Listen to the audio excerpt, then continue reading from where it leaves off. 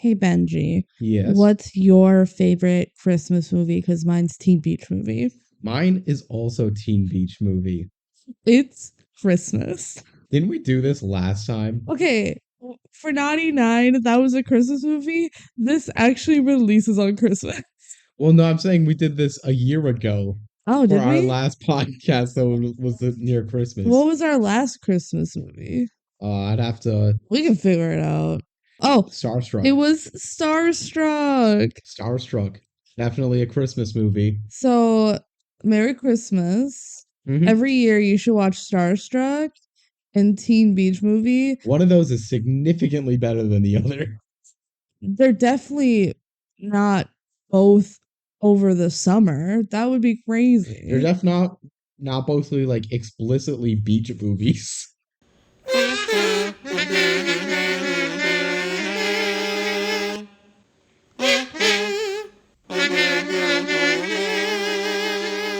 Welcome, everybody, to the DCOM Dual Podcast. I'm Benji. I'm Kelsey. Merry Christmas. Merry Christmas, If you're everyone. watching live, or by live, If you're I mean, listening to it today, and today happens to be Christmas. yes. It doesn't have to be the day that this releases. It could just be any Christmas. Any Christmas. And if it's not Christmas or you don't celebrate, well, I hope you're having a good day too. Yeah. We're having a good day because we get to talk about Teen Beach Movie. Heck yeah. This movie slaps. This movie is good. It's good. We're This is- excited about this one. To not bury the lead at all, this is one of the only films that I have unironically recommended to people that are DCOMs. It's like genuinely good. It's one of like maybe the only one that is fully unironic. Like I enjoyed this unironically. Yeah. Where other ones I think are good even unironically, I wouldn't recommend them to people. This one I have. Like I Mhm. actually have. Mm-hmm. So yeah, Teen Beach Movie, love it. It's a good time. Heck I yeah. have a smile on my face the entire runtime, except for like the first 10 minutes and like the last 5. But who cares about that? Yeah. It's just those are just necessary little plot points. Yep. The core of the movie is when they're in the fake movie. And Yeah. that is all so good. Like Mhm. genuinely. Which we'll get to all that. Yeah. But yeah, generic thoughts is we're both very pro Teen Beach Movie. Yes. If you came onto this podcast looking for us to hate on Teen Beach Movie, stay and get yourself educated. I feel like I don't hear anyone really hate on Teen Beach Movie. Like I think the general public is like, yeah, actually this movie is good. Because I think if you hate on it, you hate on it for the same reason you hate on any other DCOM. And if you look at it just as being a Disney Channel original movie, it's so much less offensive, Yeah. like offensively bad, cringy, or anything. The entire movie, it's shocking how much it gets away with it. The entire movie is like acting like it's in on the joke. It Yeah. says, I'm a DCOM. I'm not going to be great. I'm going to be rough around the edges in certain places. I'm going to be hamstrung by budget issues. I'm going to have a very simple plot. But it's funny Yeah, because they it's like lean leaning into it. into it. They lean into all of the silliness and the tropes because that's the whole point. It's like a play on, like a parody. Yeah. We'll get more into it when we're talking about the film itself, but like it's a parody movie of a parody movie of a genre that is already just like easy fun. Yeah. So it is entirely just saying, hey, take 90 minutes of your life. Don't need to worry about too much. Enjoy some cheap laughs and enjoy like a fun little concept without that much stress. I feel like you can tell too that, at least this is my perspective, it looks like the actors are having so much fun. Mhm. Just like playing into all of the tropes and being so silly. So specific. They're one dimensional by choice. Yeah. If that makes sense. Because even though the characters aren't one dimensional, everyone is like hamming it up. Yeah, it looks like they're having so much fun. Yeah. And it just makes it like that much more enjoyable. That looks like everyone's just having a You blast. just want to be there. Yeah, you just want to be in that environment, you know? Mhm. Anyway, so we don't have fan mail. We haven't Well, had fan mail in a while, but that's okay. We have some text that Oh, we could read. you're right. out. Okay, hold on. We got some text from Ben. Y'all remember Ben. He was on the Prom Pack Compact podcast. and Kim Possible. Yes, the live action Kim Possible. Live action Kim Possible. Okay, so this was regarding our Naughty 9 episode, which we didn't read it last episode because Can of Worms was recorded before Naughty 9 was recorded. Yes. So a little late, but hey, it's Christmas. Let's talk about the Naughty 9 a little bit more. Ben had some notes about our commentary. One, he said, I can't believe you didn't talk about Dolce's archery kit. It came with only 2 arrows, which is so weird. That is such a good call out. We should have caught We that. should have caught We literally that. only had 2 It arrows. honestly is like the worst archery kit ever. And And, it's and just it's the like same thing as, toy like, arrows. Someone's getting a pet boa constrictor. Someone's getting like a full next gen gaming console. Yeah. Dolce's getting a Like bow a cheap with toy bow, not 2 an actual bow. arrows. Yeah, it was not a real bow. It was a real shitty bow. 2 arrows, and he said that's so weird because the arrows are not the difficult thing to make, and the arrow holster was so empty compared to all the other amazing Christmas gifts. I was shocked at how crummy an archery kit was. Every other gift was good. Yeah. He said when I mentioned Santa giving birth to a snake out of his bussy, that was dumb. It obviously would have been a C section for claws section. This is why we need Oh, Ben to like sideline analysis on each of these. We need him to like give us his thoughts. These are good pieces of info we needed to have in the podcast. And lastly, again, us messing up the representation in the last few DCOMs. He reminded us that Prom Pact had lesbian representation with the guidance counselor. Yes, which I completely did forgot forget. about Yeah, that. well, you don't see her wife on screen; she's on the phone with her wife. Yeah. But yeah, we forgot about that one. It's more representation than Step Dave and Under Wraps 1 of the remake. So Yeah, well, it's about the same. yeah, It's like mentioned one I time, think it's mentioned a couple times in Prom Pact, but like maybe regardless, twice. it's not mentioned much, but Yeah. it absolutely is a thing. And there's other gay rep in that movie too. Yeah. All right, cool. Thank you, Ben, for Thank you, sending Ben. us your thoughts on Naughty 9. If anybody wants to send your thoughts on any DCOM we talk about, you can email us at the decomduo@gmail.com. If you know us personally, I guess you can text us too. Just let us know if you want us to read it or not. And otherwise, it can be about any decom, even if we're not covering it for a while. If you just have a thought you want to get out there, we can save it. Or if it's about something that we've already done, we can just talk about it anyways. We like hearing from y'all. Yeah.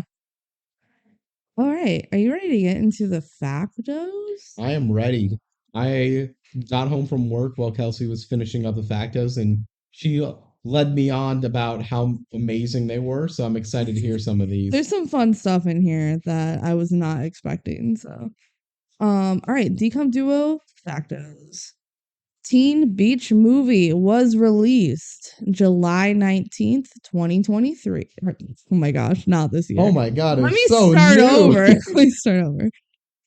Teen Beach Movie was released July 19th, 2013. It is the 92nd DCOM. Woohoo, pretty late. I mean, it's crazy that like by 2013 they already had 90. When It just shows you how cooking they were in the beginning. Yeah, they were in real like cooking late in the 90s, thousands. early zeros. They Yeah. were really getting like 10 a cooking. year. It definitely slowed down. The director is Jeffrey Hornaday. Hornaday. Yeah, he also directed Teen Beach 2, which is the sequel to this movie. We're not talking about the sequel today. We have strong opinions on Teen Beach 2. Yes, we do. But we're not talking We're not about going to those talk today. about them today. Teen Beach 1 definitely stands on its own. Yeah, It is I a like complete package. I like to pretend that Teen Beach 1 didn't have a sequel. Yeah, spoiler alert, our strong opinions on Teen Beach 2 are not trending positive. Yeah, they're trending negative. We will talk about that then and how it recontextualizes a lot about Teen Beach 1. You can watch Teen Beach 1 and never watch Teen Beach 2 and die happy. and be like completely fine. You're not missing any sort of thing. So we're just going to talk about Teen Beach 1 being Teen Beach 1. Yeah. So Jeffrey Hornaday directs Teen Beach 2. He also directed Geek Charming, which is another DCOM that we have not covered yet.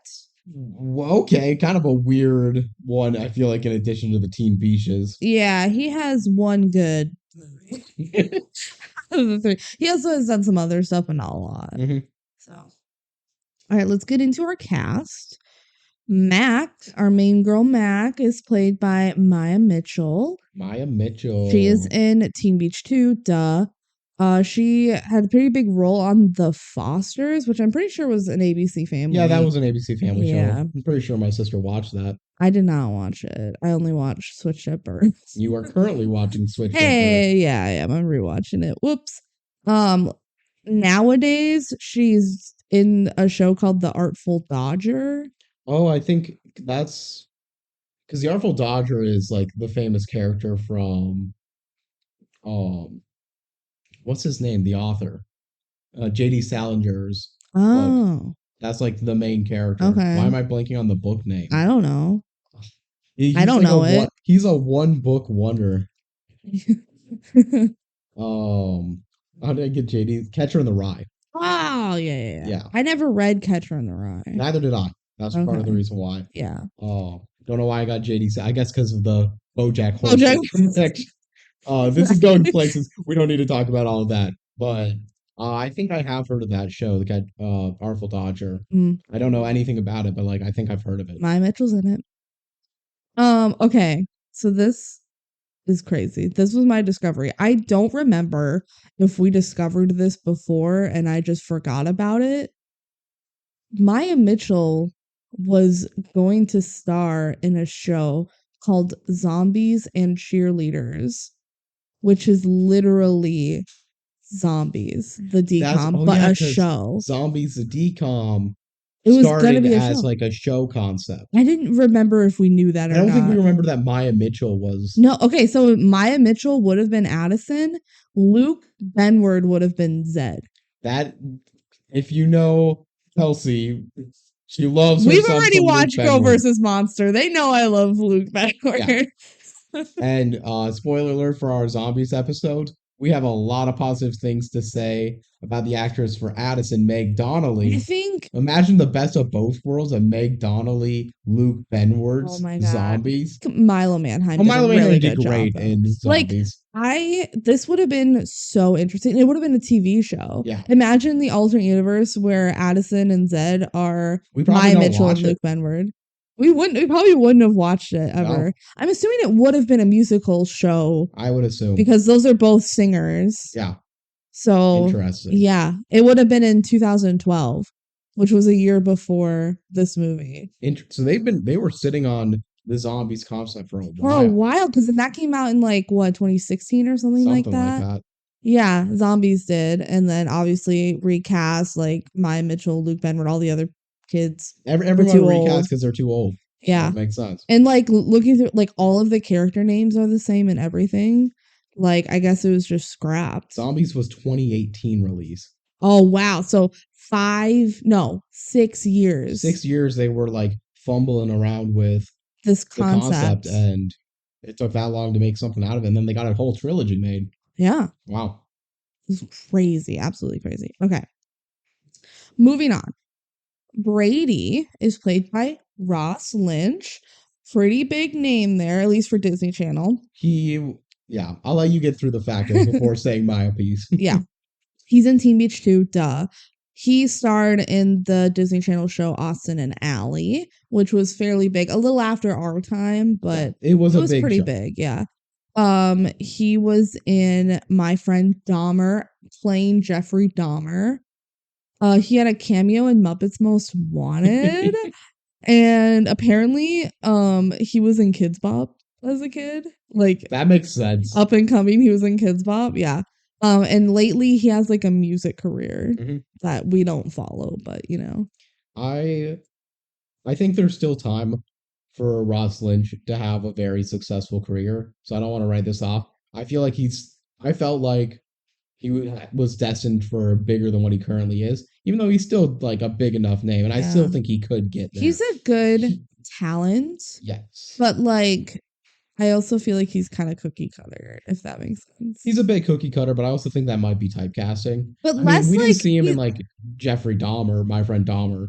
He's not like a Zac Efron where it's like, oh, he's good looking. Not that Ross Lynch is bad looking, but he's not like your kind of stereotypical like jock character. He's more like indie, but a good dancer and singer, if that makes sense. So all I'm saying is I will not be surprised if in 10 years Ross Lynch has like an Austin Butler type revival. Where sometimes you just need that one role, that one successful casting, and your entire vision as like an actor or an artist is just really expanded. And you just become Elvis. Yes, forever. And you speak like that forever. Your voice is stuck like that. Forever. I forgot to. I saw this one like YouTube clip of this movie he was in with Olivia Holt. Is that her name? Who was in Girl vs. Monster? He was in some movie with her and he sang a Bruno Mars song in the cafeteria. I don't know what movie it was. I just saw the YouTube video. I was like, this is our Lynch. level of factos. We saw a YouTube clip of a movie and we don't know what it is. I don't remember the movie, but or Ross the song Lynch being sung. Ross Lynch and Olivia Holt were in a movie. Okay. I just forgot about it when I was doing this. Tell us about it. Yeah. Moving on. Layla is played by Grace Phipps, who now goes by Grace Gillum, probably because she got married. Probably. She's in Teen Beach 2, duh. She apparently was in Vampire Diaries, I think in like some later seasons. I don't know. I didn't watch Vampire Diaries. People love Vampire Diaries, and by people, I mean some people. She's done a fair bit of small like TV guest roles, nothing huge. She hasn't really had her big break, I mean, maybe Teen Beach was it. Teen Beach 2, she was arguably the main character. Yeah, for real. But we're not talking about Teen Beach 2, but I feel like that's relevant to say. She's a big character in this one too. Like, yeah. Lately she's in a show called Z Nation. And she was in a movie that came out this year, 2023. It's called Murder at the Murder Mystery Party. So, okay. I see what they're going for there. Yeah. So, still there. Yeah. Still doing She's stuff. trying. I feel 2013, so like it's 10 years, and these were people who were kids when they're acting. So this is like their theoretical primes of their careers that we're talking about. Next up, we got Tanner. He is played by Garrett Clayton. He is in Teen Beach 2, duh. He was in 5 episodes of The Fosters, which we know Maya Mitchell was in, so oh my god. That could be their connection considering ABC is a Disney product. Yeah, maybe. He was in Hairspray Live as Ling. Okay. So good for him. I'm pretty sure Vanessa Hudgens is in that one. No. She was in Grease. Sorry. Hairspray Live had Dove Cameron. So cool. He's done like some small movies and projects here and there. He apparently has a podcast called A Gay in the Life. Oh, gay. Yeah, it's about being gay. Yeah, I figured. Yeah. And he was in 3 episodes of Fairly Odd Parents, Fairly Odder. Remember when I brought that up during the Naughty Nine because one of the kids was in it? Yeah, that's something. Ooh. Crazy. All right. Next, we have C-Cat is played by Jordan Fisher. I've been so excited to talk about Jordan Fisher. It's kind of crazy how excited Kelsey has been. She would say this, and Jordan Fisher's not even a big role in this movie. No, not in this movie. He has definitely a bigger role in the second movie, but still not huge. He doesn't really have a DCOM. No. But he's been around Disney Channel. So, first off, he's in Teen Beach 2, duh. He was in Liv and Maddie as Holden, who was like a main love interest. Yeah, Liv's main love interest. And that's kind of it for Disney Channel, which is crazy. But lately in Disney, he was in Turning Red in the Four Town, the boy band. He was the main guy. He was Robert. So all those like amazing vocals, that was Jordan Fisher. Killing it. Absolutely killing it. Going back, he was in Grease Live as Duty. Probably with Vanessa Hudgens. Yeah. He was also in Rent Live as Mark, who is the main character. He was in To All the Boys, P.S. I Still Love You. That's the second one, I have no idea. I believe. I have not watched any of them. Shocking, actually. People watching the podcast are just going to be floored by the fact that you've not watched any of the To All the Boys I Love before. Why? Because it feels like you would have. Well, I haven't. He was apparently a few voices in She-Ra. Okay. Which I know a lot of people like that show. In Broadway, he has starred in Hamilton as John Lawrence / Philip, you know. Also, he starred in Dear Evan Hansen as Dear. Evan. Currently, he is starring in Hadestown in the main role. And what has resurfaced on the internet, mainly on TikTok is where I've seen it. Back in his Disney Channel days, he was in Disney's Circle of Stars, Do You Want to Build a Snowman, where they took a bunch of the Disney kids. Think like Friends for Change. We Are the World. What was the one that they did though for like Disney Channel, but back when like Sweet Life of Zack and Cody It's days? just We Are the World. Every charity song sounds like We Are the World. Yeah. They did Do You Want to Build a Snowman? And Jordan Fisher iconically did the little ad-libs for the Elsa, please, I know you're in there. He goes, I know you're in there. People are asking where you've been. Like he absolutely killed it, and people were like, oh my god, Jordan Fisher. I would like to point out, we've talked about Jordan Fisher more than he's in the movie. Yeah, he is like not really in this movie at all. I just really wanted to talk about him. I just have to talk about him. The only other movie he's in is Teen Beach 2. And why not just talk about him now? He's C-Cat. He doesn't have any like. He has lines, but like. He has lines. He doesn't have any like vocal moments in any of the songs, really. He's just one of the guys. Yeah. But he's there. He's like the right hand man of. Yeah. So that's Jordan Fisher. Next, we have Butchie, who is like the head biker guy. He is played by John DeLuca. He is in Teen Beach 2, duh. Whoa. Everyone comes back for Teen Beach 2. Yeah. Except for like the villains. Yeah, but why would the villains come back? Apparently he was in General Hospital. Okay. Yeah. He was also going to be in Zombies and Cheerleaders. He was going to play Bucky. I feel like him being Bucky could be fun. That would be good. But isn't that crazy? It's crazy how many of these characters were like already well formed. So it would have been Mai Mitchell. It would have just been a Teen Beach reunion.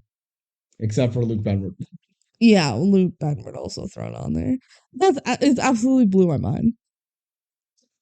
He was in one episode of Where's the Waverly Place, in one episode of Jessie, and he's just done some small stuff outside of that. Kind of, yeah. Small actor, not too much to say. Next, we have Chi-Chi, who is one of the biker girls, the one with the really tall hair. She's played by Chrissy Fit. She's in Teen Beach 2, duh. She's in Pitch Perfect 2 and 3 as Flo, which is just the girl that they like added on to the Bart and Bellas in 2 and 3 and made a character. Yeah. More so than like the other girls that were in Bart and Bellas that aren't really characters. They just said, okay, you're graduated to having like 3 lines. Well, she wasn't in the first one. Yeah. They're just like, we need another Bart and Bella, I guess. She was also in Milo's Murphy's Law, apparently. And also in General Hospital. I mean, General Hospital is just big. Yeah. And a lot of people are in it because it's very easy to be in General. I was probably in General Hospital at some point. One of the babies or something. Yeah. All right, now finally we're going to go to our villains of the movie within the movie. Le Camembert is played by Steve Valentine. That name sounds familiar. He is in Avalon High and Don't Look Under the Bed, which we've already covered. And he's in Where There's a Waverly Place, the movie. That's the last movie we have to cover that he's in. He's the villain in all of them. And this one. Yes. So he's just typecast as DCOM villain. He's in 4 DCOMs, which is like genuinely, he's like one of 5 people. That's a lot, especially for an adult. And it's not like he's minor roles in these, actually. Like, this is his smallest role. No. Don't Look Under the Bed is definitely his smallest role. He doesn't even talk in that one. He just is the boogeyman. Okay, but the boogeyman is a foreboding character. Yeah, but you see his face like twice, maybe. Yeah. I guess he talks once. Like really not. He talks in like riddles. This is definitely a bigger role than the boogeyman and Don't Look Under the Bed. Okay. I would say. But Avalon High and Wizards are definitely like the biggest, I would say. Mm-hmm. But yeah, so we've talked about him before. I think the most in Avalon High because that was the first time we talked about him. So if you want to know more about Steve Valentine, listen to that episode or do your own research, I guess. Finally, we have Dr. Fusion is played by Kevin Chamberlain. He was in Jessie, the Disney Channel show, of course. So it's kind of crazy that like he hasn't had any huge roles, but I feel like everyone knows who he is. He was Papa in Papa's Best Sauce, but that's more of a cameo because he kind of dies real quick. Oh my god! Except when he comes back in the sky. Yes, like when he has his Mufasa moment. That was pretty iconic. But he's done a lot of small roles and a good bit of stage work, actually. Mm-hmm. So he's done like a bunch of Broadway, and he was in the original cast of Seussical, which I thought was fun. Yeah. And of course, he was in the TikTok Ratatouille musical special. He was Gusteau in that, which was iconic. So. Kevin Chamberlain, we always have appreciated him. We're a fan of his work. We didn't even watch Jessie. Yeah, didn't even watch Jessie, but he's pretty beloved. All right, now for our fun facts. Fun fact 1. Teen Beach Movie is the only DCOM that was released in 2013. That's pretty cool. Just the fact that out of all years, this is definitely the one with the highest quality of average DCOM. The one was so good. And it's crazy because like 2012 had like at least 4 DCOMs and then 2014 had a few also. What was it about 2013 that there was just one DCOM? Well, Cloud9 released January of 2014. So, like, that's pretty still close. 2014. I wouldn't be surprised if it's just, like, that delayed a little bit. Maybe. Yeah. I don't know. It's just weird. Finally, I saw on Wikipedia that Teen Beach Movie was the 3rd DCOM that was filmed in Puerto Rico. Whoa. Can you guess what the first 2 are? I definitely saw that on the Wikipedia page. It's Princess Protection Program and Wizards of Waverly Place, the movie. So Selena Gomez has been to Puerto Rico multiple times for filming. Okay. She's probably been there multiple times outside of filming, too. I meant for DCOMs. Come on. We're not talking about her personal life. Yeah, she's not done anything important, right? Just her early work on Barney. Yeah, yep, that's it, for sure. Right. Okay, you ready for the Disney Plus description? Give me the DPD. Why do you call it that? Because I like acronizing things. Acronizing? Is that not the Is it acronymizing? Yes. Acronymizing. That's way easier to say. Acronymizing. Yeah, I hate that. Cowabunga! Catch a perfect wave of fun in the sun. Splash with excitement, surprises, and budding romance. Life's a beach for surfers Brady, Rosalind, and Mackenzie, Maya Mitchell, until a rogue wave magically transports them inside the classic 60s beach party flick Wet Side Story, where a full-blown rivalry between bikers and surfers threatens to erupt. There, amidst a sea of surfing, singing, and dancing, Brady and Mac accidentally change the storyline, and the film's dreamy hero and heroine fall for them instead of for each other. Can our heroes get the plot back on track, or will they be trapped forever? Overflowing with hilarious comedy and high-energy musical numbers, Teen Beach Movie makes it an endless summer all year long, including Christmas. It's that last line really turns it from a pretty long but fine description to they definitely just put like the press promo, copy and paste it. Oh my god, this description is way too long and full of so much fluff. It's not much in there. It's a bad Disney. How many adjectives can you fit in one sentence? Like a lot. Like, yeah, it said the plot, but also it said a lot more. So whatever. It's just cringe. Unlike the movie. The movie's good. The description is not. But whatever. Well, speaking of the movie, You ready to jump in? let's Teen Beach movie it. Let's Teen Beach this movie. Let's Teen Beach this movie. So we open up on the beach. Whoa. Whoa, there's a beach in this? Yeah. And there's a song playing in the background. This song is called Oxygen, and it is sung by Maya Mitchell. And for some, it's not a good song. For some reason, they auto-tuned her pretty hard. Something I did find out, this is not an original for the film. It's a cover. Oh, really? Yeah. That's It is Maya Mitchell singing, but it's a cover It's a cover. of like a not big song. But Well, that's why we would not be commenting on this song at all, like good or bad or anything. We would just be like, oh, that's your standard intro as they surf both. Yeah, it doesn't really matter. Since it's a cover, can I not count it in my like master list of DCOM songs? I think I would cover it because it's still in like the soundtrack and everything, but it's your call. Yeah, I don't know. I've always counted it. It's just like ranked super low because I think it sucks. But yeah, it's unremarkable for the movie. It's just like opening credits, and we wouldn't be talking about it if this wasn't a musical. By the way, this is a musical. I don't think we ever officially like mentioned the that. description said it. Okay. Yeah, this is a musical. So there's gonna be singing and dancing and stuff, and they're not singing or dancing. It's just played in the background. And that's the only time there's like no visible singer. Yeah.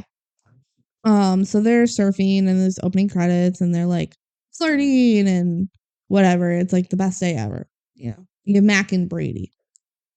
Okay. So then they're like walking on the beach and Brady's like, best day ever, surfing all day, and we're together. Oh my god, we're so in love. Brady's such a romantic. Brady is such a himbo. He really is. Matt keeps like trying to tell him something, but he keeps like interrupting, and he's like, oh my gosh, you hear about the super huge wave coming tomorrow? And she's like, oh my god, yes. I'm so excited to surf the ginormous wave tomorrow. Oh my god, huge wave. It's totally gonna be huge. Radical. And then they go to Mac's grandpa's house. And if you're not catching up with some of these characters, don't worry. The only people you really need to know at this point are Brady and Mac. Like, we're gonna introduce a few people. Don't worry about it. Yeah. Mac again tries to mention something about tomorrow. She's like, hey, Brady, about tomorrow. But Brady gets distracted by what is on the TV. Grandpa is watching Wet Side Story. Yeah, we said in the like intro, this is a parody movie about a parody movie. Yeah, it's parodying West Side Story and also some beach movie I forgot the name of. It's like a specific 60s one. Yeah. Yeah. But basically, West Side Story, which first off, great name. Yeah, it's great honestly name. Iconic. I would watch this if it was real. It's supposed to be like filmed in the 60s and yeah, 1962 they keep saying. Which is just kind of funny because I feel like the original West Side Story was not that far off. No, this was all in the facts. I just didn't write it down. They say like, yeah, it's titled after West Side Story, and like there's a little bit of thing like with the bikers probably. But it's mainly parodying whatever that beach movie was from the 60s. I mean, in a sense, like West Side Story and what this is, it's all a star-crossed lover, which it all just ties back to Romeo and Juliet. Yeah. Let's just be real about that. Yeah. It all ties back to Romeo. And like everything ties back to Romeo and Juliet. That's one of the DCOM plots is Romeo and Juliet. Are you talking about zombies? I'm talking about High School Musical. I'm saying like people who shouldn't be together. It's also like Starstruck. That's one of the 3 DCOM plots is Romeo and Juliet. Yeah, for sure. So not too much to say about this. This is a Romeo and Juliet movie, except for the fact that the parody movie is, and the main movie kind of is, but I would argue less so. Mm-hmm. But the parody, like Wet Side Story, absolutely is, and 100%. Is unambiguous about it. Yeah. So Brady's like, oh my gosh, this is the best movie ever. Wet Side Story. It's 1962. Surfers, bikers, best movie ever made. And Mac's like, what? You guys are into this? Like, it's so cheesy and lame. We learn later on this that she has seen the movie, so this just later comes off as just like weird exposition. Yeah, well, she's like, oh my gosh, why are you watching? Yeah, the way they say it make it sound like she's never heard of it. But I mean, it's possible she has because she says like, why are you guys into this? And later what she says is, what? I do like sometimes pay attention while you're watching the movie. They say rival gangs, evil scientists. It's not silly. I'd also like to point out while they're watching this, the grandpa and Rosalind, Brady, throwing out this most everything. They have a poster for West Side Story right behind them. Like they just absolutely love it. And then Brady's like shocked when he comes in and he's watching it when they've clearly like this is all he does in life. We literally his surf shop is it's called Big Papa's, which is a reference to the movie because the big shack there is Big Mama's. Yeah. So yeah, he likes the movie. And then Brady's like, oh my gosh, this is the best part. It's when Layla and Tanner like fall in love. So Layla falls off the stage and Tanner touches her. And then they fall in love. Oh my god. And then they have a big dance off, the rival gangs. And it's the best part ever. And Mac is like not into musicals. She's like, why do they sing for no reason and their hair's never wet? And they sing for no reason and it's stupid. Yeah. She really doesn't like the fact that they're just compelled to sing. Yeah. For a movie where two main characters get trapped in a musical, you got to have one that doesn't like of course. Musicals. It doesn't work otherwise. But otherwise, it's just two people excited to be in a musical. They made the inspired choice to have one of them like it. Yeah. Which we'll talk about. Yeah. And then Mac's aunt shows up, Aunt Antoinette. Yes. Which Marie Antoinette. What the heck? Let him eat cake. She's a business bitch. Yeah. She's all business. Definition of girl boss. She's less she's a little bit gaslight. She's not that much gatekeep. Maybe she's a little gatekeep. No, I don't think so. But definite girl boss. Definite girl boss, and she has her little Bluetooth headset. Yep. And she takes her business calls. Mac's like, I thought you were coming tomorrow. And Antoinette's like, no, we're leaving tomorrow.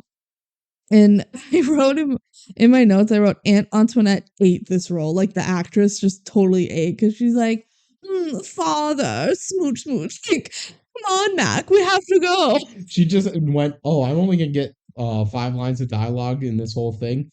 I'm going to fucking kill it. Let's go. Yeah. And she goes, oh, you still have that surfboard? And Mac's like, that's a legendary surfboard. The surfboard of destiny. Yeah, and Grandpa's like, we all found our destiny on that surfboard. Okay, the exposition in this movie, I don't think the first 10 minutes land well. No, but it's necessary. It's necessary. It's probably a smarter way to get to where we're trying to go.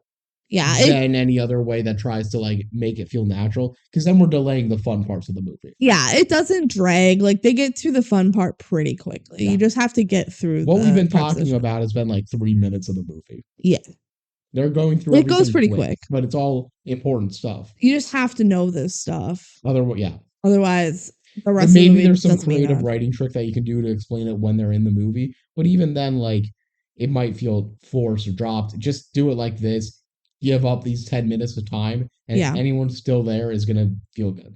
It's better to introduce what the movie is now, like West Side Story, so that when they get in, they can just say, oh my gosh, we're in the movie. Yeah. And that you already have an established idea of what's going on. Okay.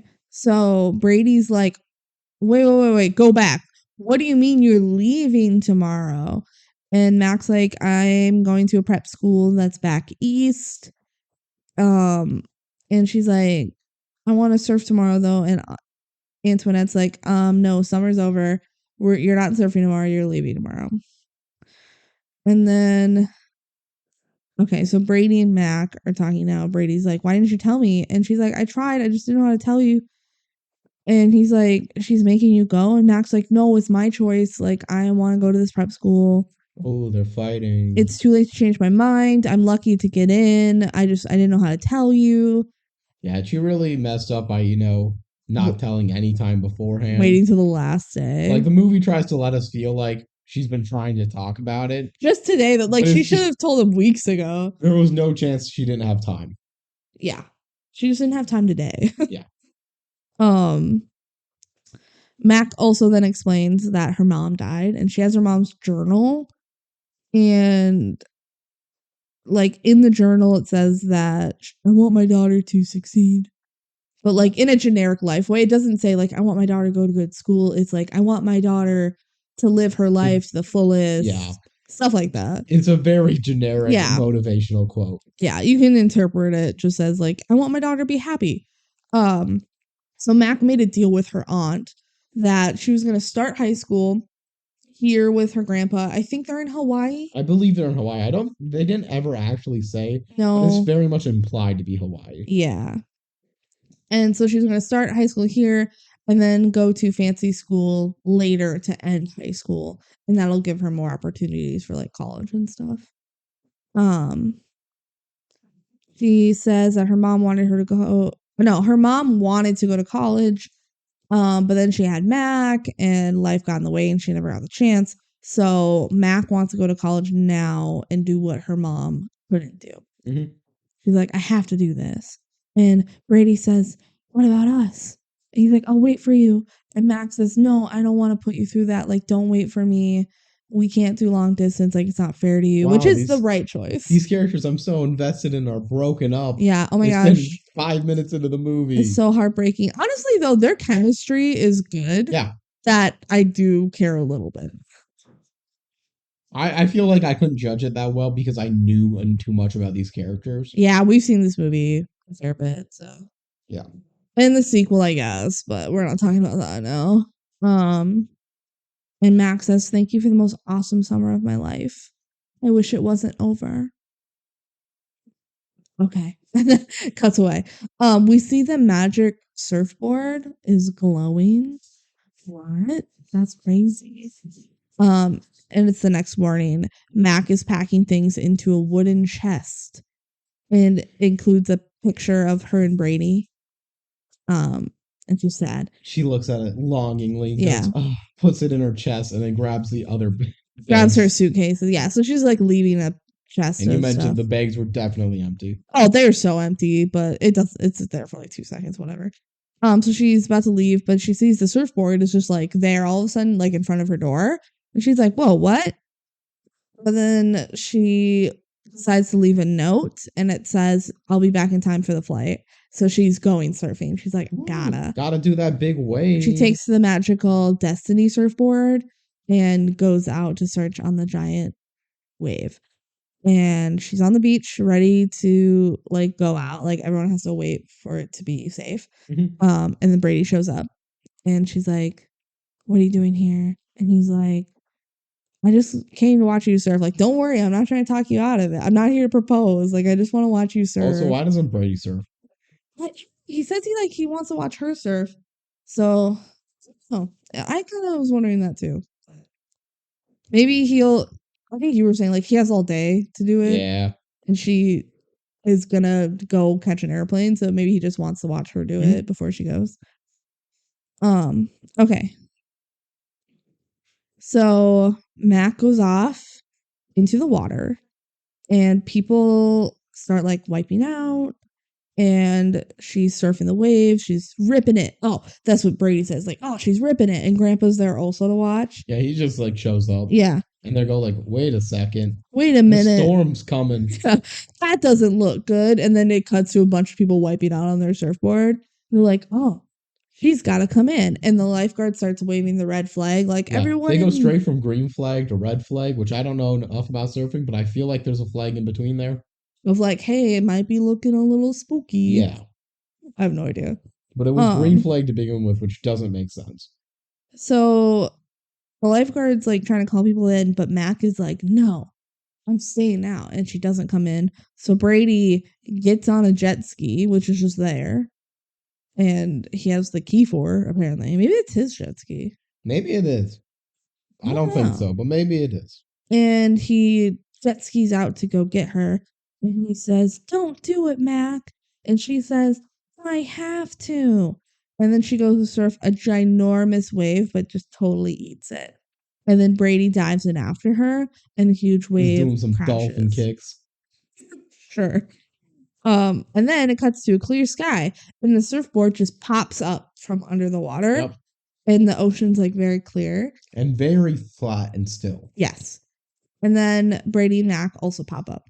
And they're like arguing. She's like, "Why are you saving me?" And he's like, "Oh no, I'm saving you." Like, this is generic stuff. Yeah.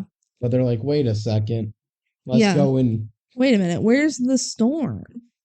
That's suspicious. That's weird. So then they go to shore and they see a girl being tossed up in the air. They see it like over some fence or something. Yeah. And they're like, "What?"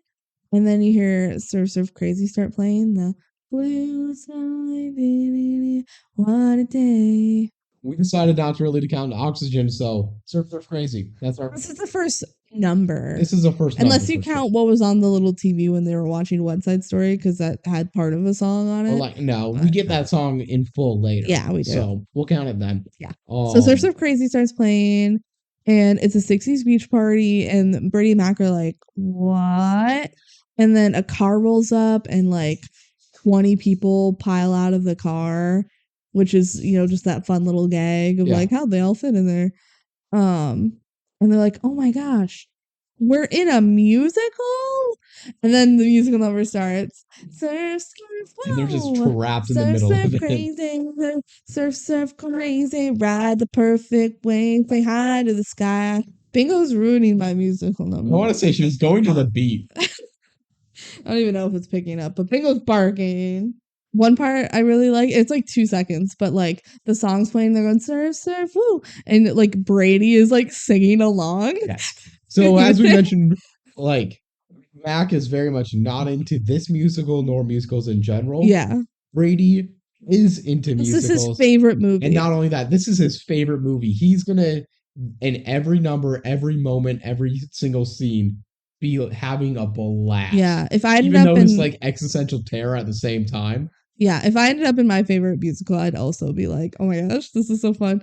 And like he knows all the moves and stuff, and he's just watching so happily. Mm-hmm. It's a really fun musical number. It's like your most stereotypical like beach party musical number. Yeah. And that's what it makes it so fun. They did it so good. Like this movie knows exactly what it's trying to be. And it nails this part of it. So overall, Surf's Crazy. Surf Surf Crazy. It's a good song. I will say this about the soundtrack as a whole, and I'm saying this even though like the next song is the best song. There's nothing too much like in this that's like a standout song or anything, but they all tonally fit together well. Yeah. And it makes the sum greater than its whole, even if the whole is just okay. That's what I think about it. I think what makes this musical so fun really is watching it and the choreography and like the bright colors and the 60s theme. Like it's just they super do fun. A lot with the concept. Yeah. All around every aspect of the movie is all, hey, we got a fun concept. We're going to make this as fun as possible. So the fact that the songs, I don't think like all the songs are anything special. I think Cruising for a Bruising, which will be the next one we talk about, is special, and that's about it. Yeah. And that's fine. That's fine. Like they do it well. Yeah, I think we'll talk about each song as we get there. But since we're here, Surf Crazy, it does its job well. It's a good opening song to the musical portion. Also, there's the part where they say their all names like a roll call. Like think Hairspray when they say all their names. And it goes, "I'm Tanner, C-Cat, Giggles." Giggles is the one. All the characters. Giggles is the one that shakes her little tush. Shakes her little tush with the little frills. Rascal. You like Rascal. Rascal's pretty good. Throughout the movie, he's pretty funny. Rascal. Kiki. And Brady. And then it goes to Mac and she doesn't say anything. And then she goes, "I'm mad." So yeah, they're involuntarily like a part of this. Yeah. But Brady's into it. Okay. So then they all pile into Big Mama's, which is the like restaurant, right? And they start using like modern slang. I don't remember what they're like. What's up, dog? Yeah, they're just talking like that, and they're like, "What? We don't get it. We're from the '60s." Yeah. And then they're like, "Who are you guys?" So, talking to Brady and Mac, and they try to explain who they are, but it's just kind of awkward. And then the bikers come in, right? They're so cool. Yeah. So the West Side Story part of it is, oh, there's two rival gangs that are fighting over the same spot of turf. It's a surf and turf war. Yeah, which is a great line. They say it later on. It's a surf. They say it right now. It's like, oh my gosh, it's a surf and turf war. And Butchie comes in. He's the leader of the biker gang, which are called the Rodents. The biker gang's the Jets, by the way. Yeah, but here they're the snap. We snap their fingers, but they're the Rodents. Yeah, and they're like, I knew I smelled a rat, and they're like, man, beach. What do they call them? The beach. The surfers. I guess. They don't have a cool name. Anyway. The two gangs are fighting and it's very goofy. Like the dialogue is very goofy, silly. And then Tanner comes in. So I forgot exactly what Butchie says, but he's like, maybe, probably, I might. Like, and then Tanner comes in, he's like, excuse me. He's going past everyone. And he goes, what? It's hard to describe every aspect of the movie because a lot of this movie, it's a comedy first and foremost. Yeah. Like, it's a comedy more than it's a musical, and it's a full-on musical. Like, every scene, every song, every part is, like, joke-filled. I don't want to just go through, like, repeating jokes. No, I didn't really... watch the movie, yeah. I didn't really write down many of the jokes. Just know that there are jokes. There are jokes everywhere, and their hit rate is probably, like, 80%. That scene particularly is pretty funny. Yeah. They have it in the bloopers trying to get through the scene because they kept laughing. It's just like a solid 5-second build up to a guy saying "what" in a confused manner, and it works. Yeah. There's not much else to say other than anytime the characters interact, every actor knew their job was to be one-dimensional, but overham it to the point where it seems like bad writing on the 1960s part rather than bad writing on the 2013s part. Yeah. So that's the fun part of it, trying to make bad writing on purpose. This is a rare thing that does so bad it's good correctly, because the core of the movie is a good movie. Mm-hmm. That you can give the credit to the bad characters for being bad. Yeah. So now it's time for the biker's number.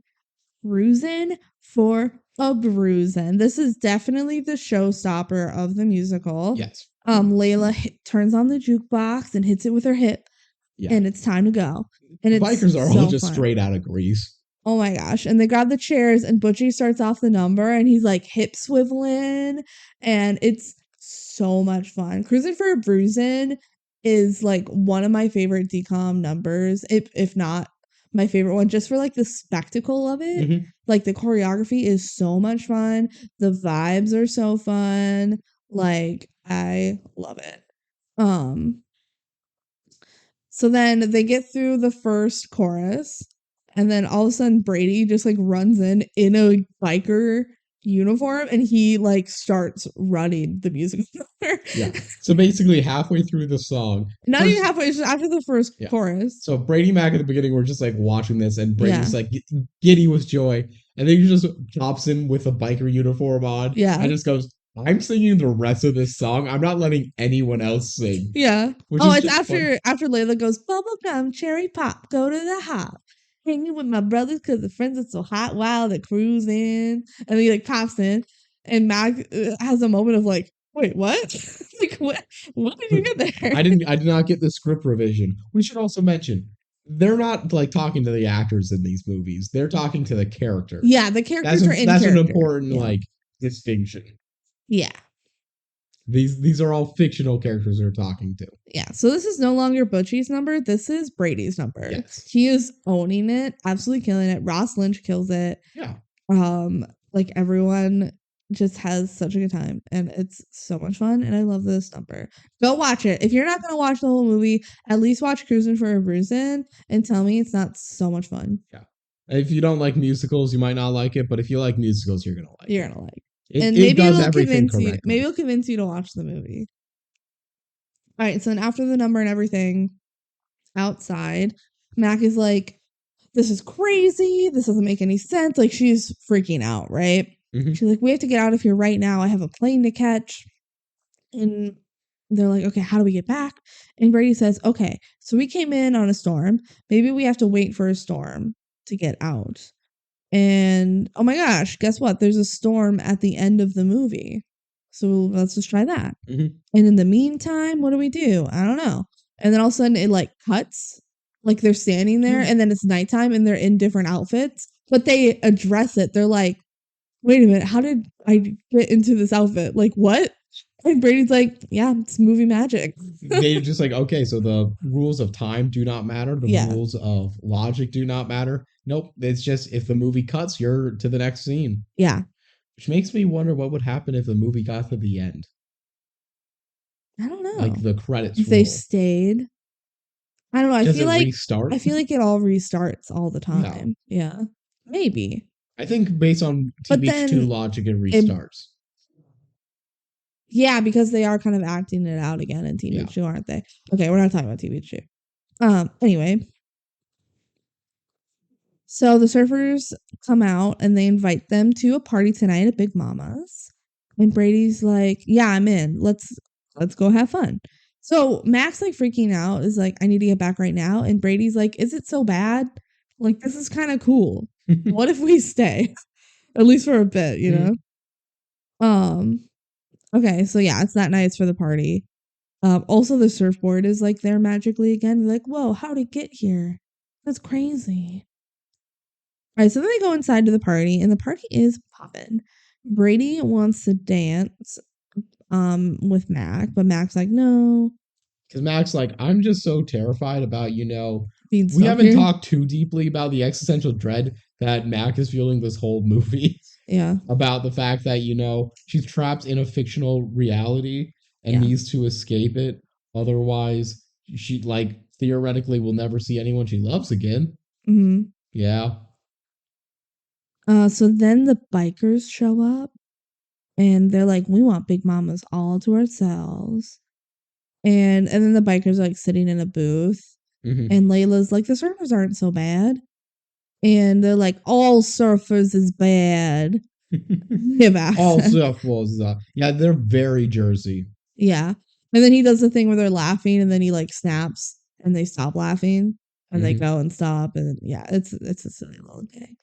And then Layla leaves to go do her musical number and she starts singing Fallen For You, which I really like as a song. This is one of the better ones where if you just listen to it on its own, it's like a genuinely good song. This one feels the most 1960s. And also like you can take it out of context of the movie too. Yeah. And it's good.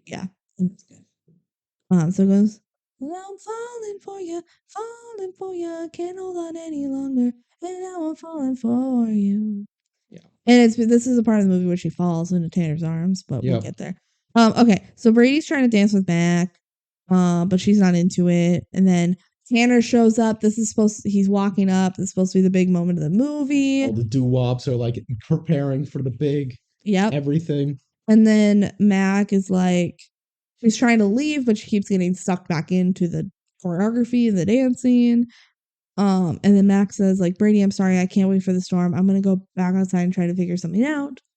And then Mac she runs into Tanner and falls into his arms. Yeah, and then Layla stumbles into him. Yeah, and then Layla falls off the stage right on cue, and Brady catches her. Yeah, he's not going to just let her fall because that's what's about to happen. And then we have the moment where, oh my gosh, Layla is in love with Brady, and Tanner is in love with Mac. What? Oh no! Oh no! Pretty fun. Like what? Immediately you're like, uh-oh. But Brady's like kind of into it. Because this is his favorite movie. He's single at this point. He technically is single. And this is his favorite movie. Obviously, he like probably crushes on Layla, like the lead in the musical. And she's into him and he's like, hey, wait, no, snap out of it. Like, it's funny. And that's something I like about this movie where he's like, I have to resist Layla. He is like so okay resorting to a world where he is stuck in this musical forever. Yeah, but also I like too that he's like, no, I really want to be with Mac. Like that's the girl I like, and he sticks to it. Like he's a little bit of temptation with Layla, but he never like fully falters away. Which I like Brady as a character. I feel like Brady's a well written character. I feel like again, it's weird talking about a movie where I feel like everything is going right about its film production. Yeah. Except like even the first 10 minutes and the last 5 minutes, which is what I was saying before. The only reason I dislike those is because that was kind of like a conceit that they made to make the majority of the movie make sense and be good. So like I'm okay with that. This is a great movie. So Mac pulls Brady inside and they're like, wait, what's happening? They're like, oh my gosh. Wait, look. Okay, this part's funny. So like, wait, this is when the dance off is supposed to happen. What's going on? All of the characters of the movie are just standing there. They're standing there because nothing has like inspired. Yeah, they're supposed to fight because they see Layla and Tana together. But since they have no reason to have like a dance off right now, they're all just kind of confused. And it's actually so funny. And they're like, why isn't it happening? Oh my God. We ruined the movie. We changed the movie. The main characters are in love with us. And Brady's explaining it. He's like, this was part of the movie where Layla falls into his arms and finds her one true love. And Mac is like, see, this is exactly why I hate these kinds of movies. Why does she need a boy to be happy? And Brady goes, because it's 1962. Just focus. It is not important to be like talking about the feminist interpretation of all of this. He's like, it's 1962. Calm down. This is funny. So they're like, so no turf war now since they're in love with the wrong people. Oh my God, we changed the movie. Will this change other things? Will the storm still happen? And Mac's like, okay, well, how does this storm happen? And then Brady runs out to the beach and he's like, we got to check if the evil villains are building their evil weather machine. And so the reason for the weather machine in Wet Side Story is this guy wants the beach property to make money. Yes. So he hires the scientists. Yeah, I explained the plan real quick because I'm annoyed by the plan, but it fits for the movie. Yeah. His plan is to buy Big Mama's shack and turn it into a luxury hotel because of the nice beachfront property. Yeah. Makes sense, logical from there on out. Big Mama says, no, you can't have it. So rather than doing any other sort of evil scheme that would get him this land, there's several that would theoretically work. He decides to change the weather permanently. I never thought it was permanent. He said, how do we make this weather change permanent? Oh, weird. Yes, which is weird. And he wants to essentially flood the area such that the surfers can't surf and the bikers don't want to hang out anymore. Big Mama's goes out of business and he can buy it off. But then that's just ruining his beachfront property. Yeah, no one's going to want to stay in the place that's constantly raining. Yeah, regardless, doesn't actually matter. Nah. Okay. So they run to the hideout that's down the beach. It's in the lighthouse, actually. And there's like a giant, like a comically large key under the map.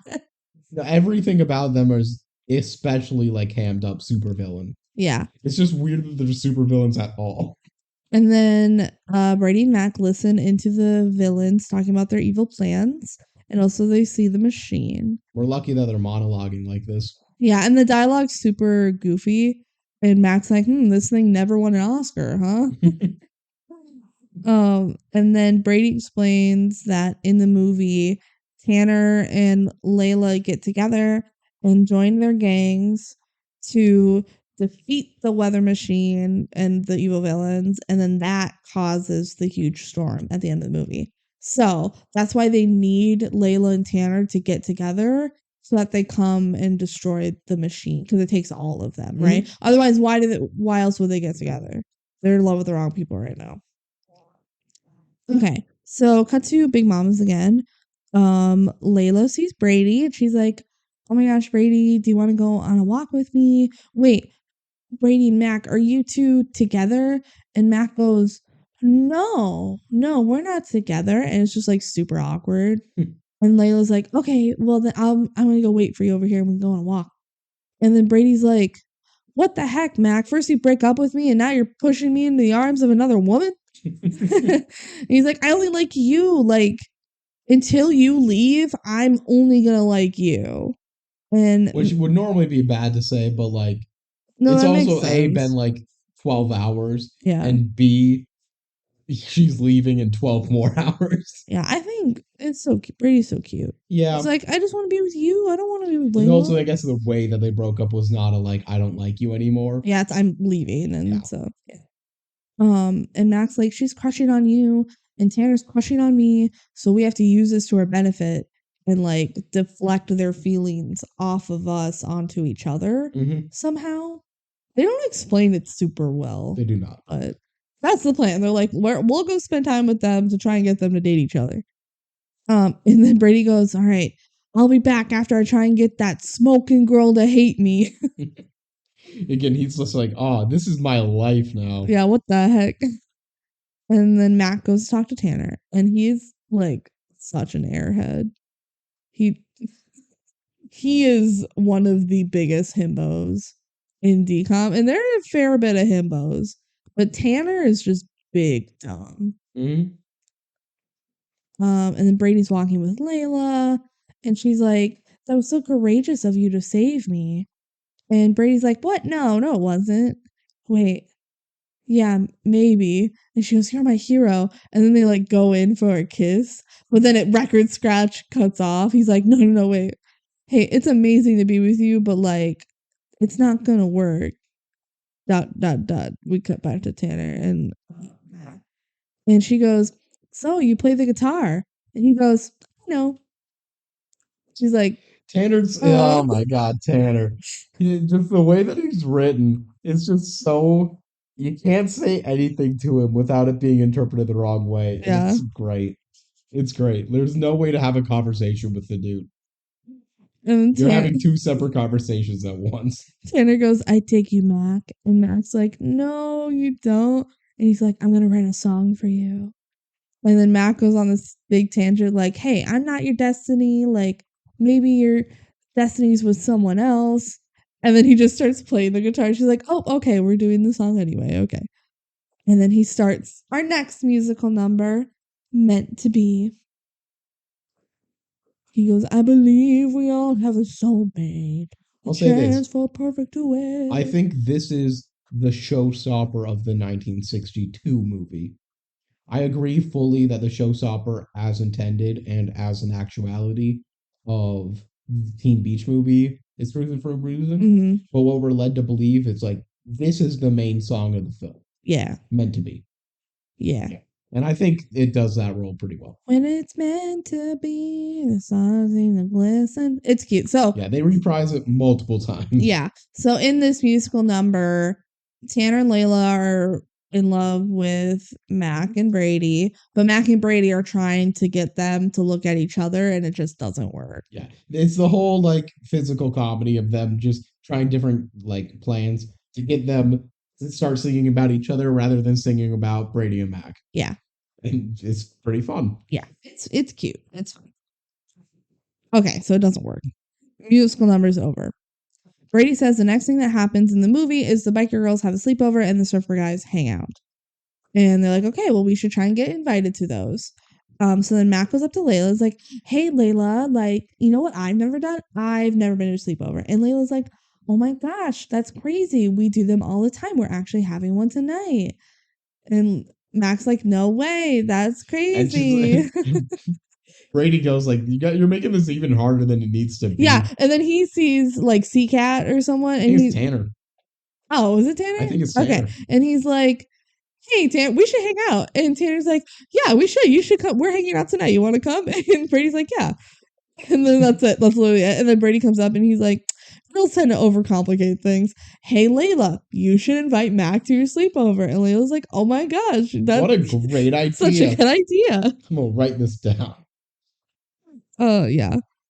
So they got invited. And this is a part where, like, Tanner in the background walks by and goes like, and then Layla walks by and like does a little spin. Like, why? Because it's fun. Because it's silly. It's one of those things that is added for 3 seconds just to remind everyone, yeah, you can just sit back and enjoy this film. You don't need to go put on your critical hat and be like worrying about anything. Everyone's having a good time here. Yeah. And then they look back.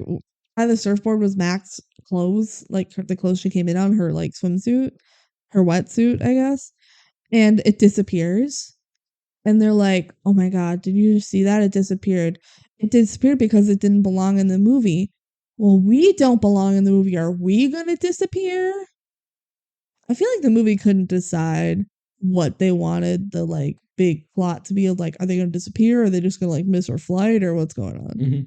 Because then like they don't really talk about them disappearing anymore the rest of the movie. They do a tiny bit, but not much. The fact that her wetsuit disappears and that we have this whole like Back to the Future moment is the most we get. Yeah. Yeah, they don't really say what the consequences are because there's no way they would know. Yeah, so it's just kind of like, hey, they're not supposed to belong. But for now, they're still getting wet on their skin. They're still being able to hold themselves from singing.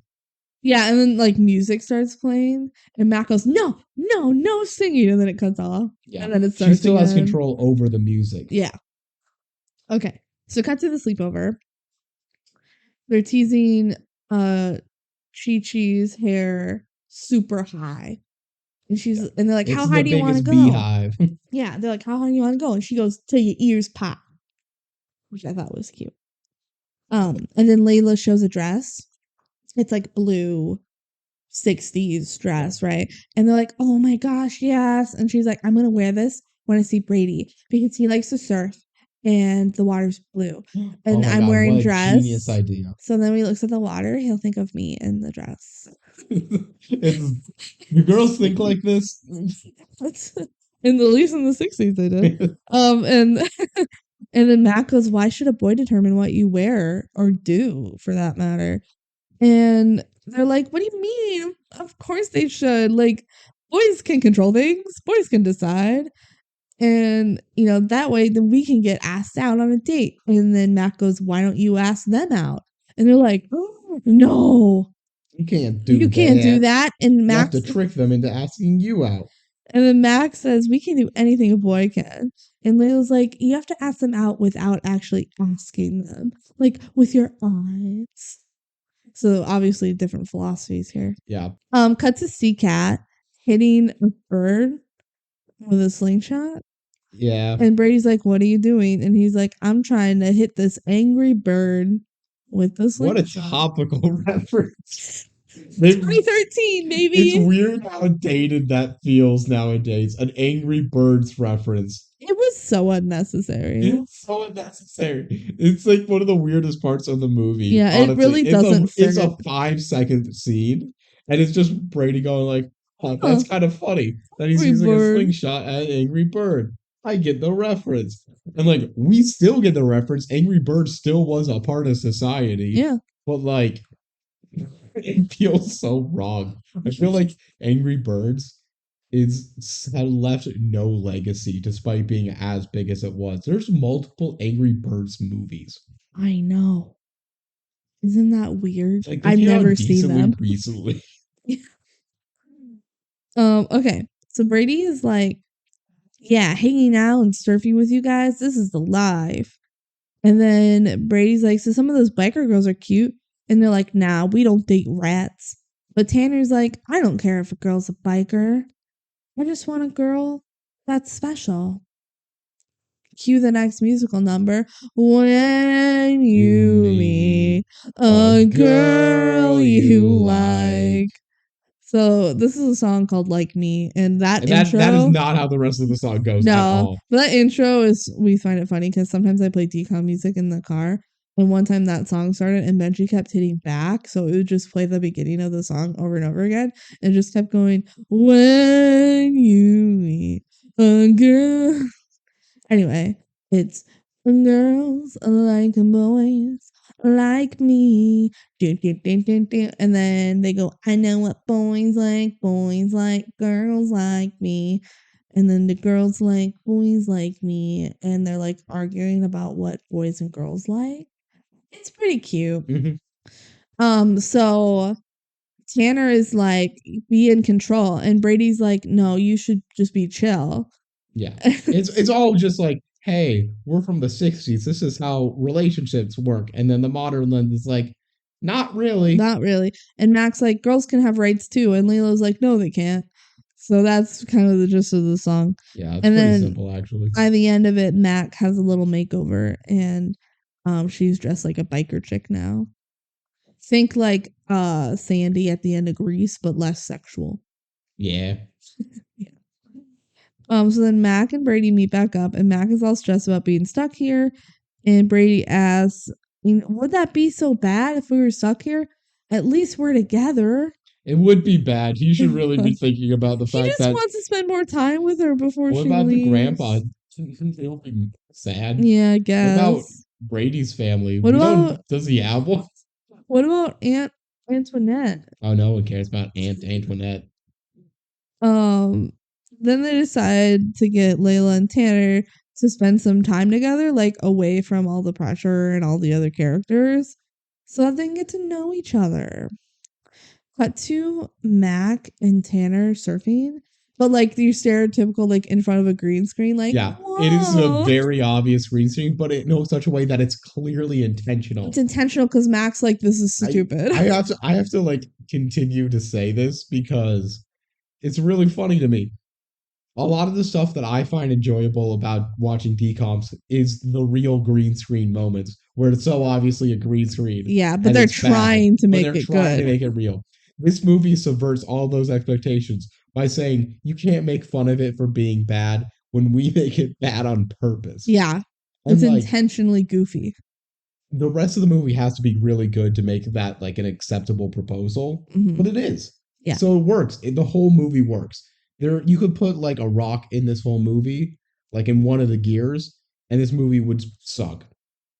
But it doesn't. It all works. The whole movie works. Yeah. Tanner goes, wow, you're a great surfer. I've never been beaten by a girl before.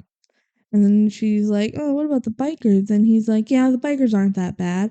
I don't know why we fight. And then they're talking. And she goes, you know what, Tanner, you're pretty smart. And he goes, but more pretty. Classic Tanner. Yeah. Okay, so that night, Mac is over at Layla's. So this is 2 scenes in a row. This is something I noticed.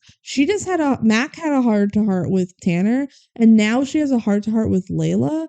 Like, she's having deep personal connections with both of these characters, and Brady, like, doesn't really much at all. No, because Brady's not the main character of this. No, it's Mac is. It's all about her story. The, like, core tenet of this plot is Mac learning to stand up for herself and realize what she truly wants. The big lesson that she learns in like 20 minutes of runtime's time is, hey, I'm telling all these characters to act for themselves and do what they want, but I'm not doing that by going to a different school. Yeah, when I don't really probably want to. Spoiler alert, she's going to stay. Yeah. That's pretty the obvious answer, yeah. So then Layla and Mac talk about boys. And Mac's like, that's a cute necklace. And Layla's like, oh my God, thank you. It's Hawaiian. It means friendship forever. It is the same symbol as the surfboard of destiny. And she goes, oh my gosh, friendship forever like us now. And Layla's like, is it crazy? Like, I feel like I can tell you anything. And Mac's like, yeah, it does feel like that, doesn't it? I feel like the way that Mac says it, it's kind of like, I'm in a movie right now. So, like, if you have info that you can drop that will help me, it will work. Yeah. Layla's like, okay, I want to tell you a secret, Mac.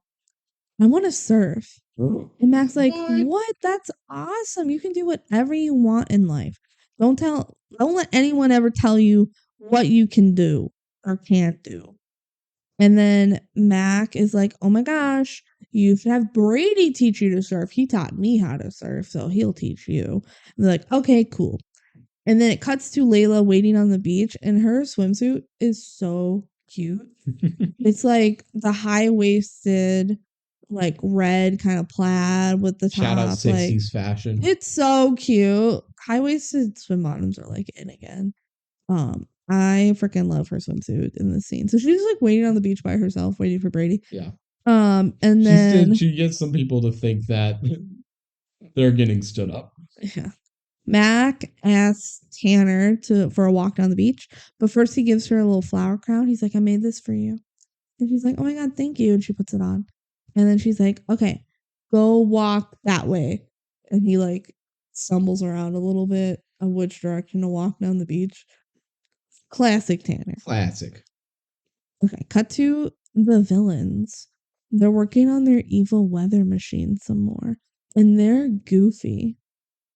And then silly. And silly. And then we see like some electric beams being shot and stuff. So. They are the most hammed up characters of them all. They are very goofy. That's what you expect from like a B movie villain anyways. Yeah. So yeah, it's a little less remarkable because every line is just the most like, oh. So the villains are like, we need to magnify the power of our machine. In 2 hours, this liquid will be ready for the machine. So it's like, okay, we have 2 hours to like stop them, I guess. Mm-hmm. Mac and Brady are on the beach and they're like, yeah, we need to speed this up.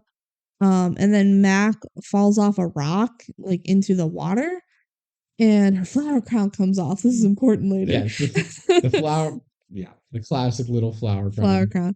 And then she gets up and she's totally fine, but she realized her hair isn't getting wet. And starts freaking. Yeah, she's like, my hair's not wet. And she's like, oh my gosh, we're changing. We're morphing into the movie. And then she starts singing. She's like, and I'm singing. He's like, why are you singing? She's like, I don't know.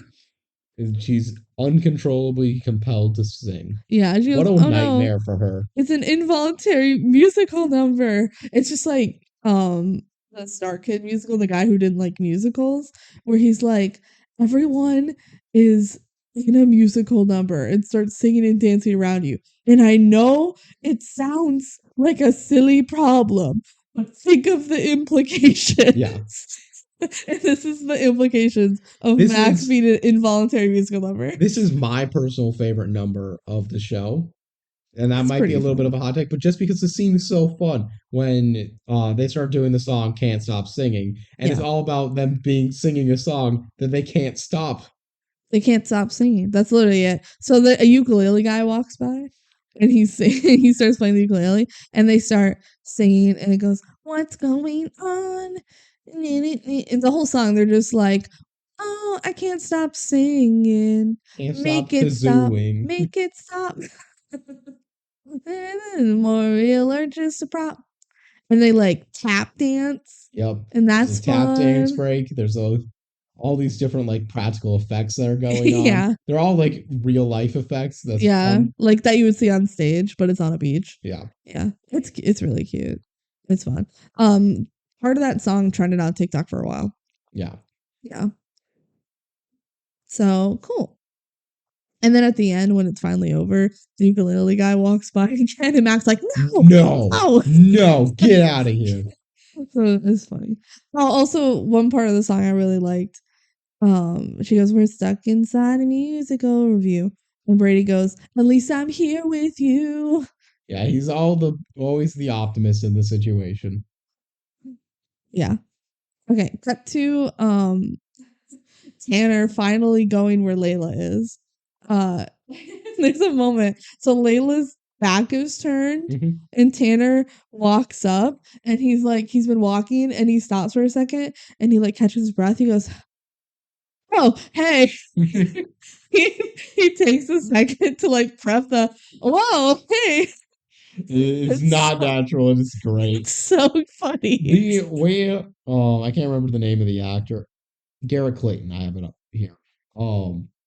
His performance of Tanner is fantastic. It's exactly what I want this to be. Mm-hmm. Tanner is just supposed to be a big, silly, goofy character. Yeah. And he does it well. So like, oh, hey, you waiting for Mac? Yeah. You waiting for Brady? Yeah. Okay, cool. And then it cuts away. So Mac and Brady are like, okay, let's go find Layla and Tanner.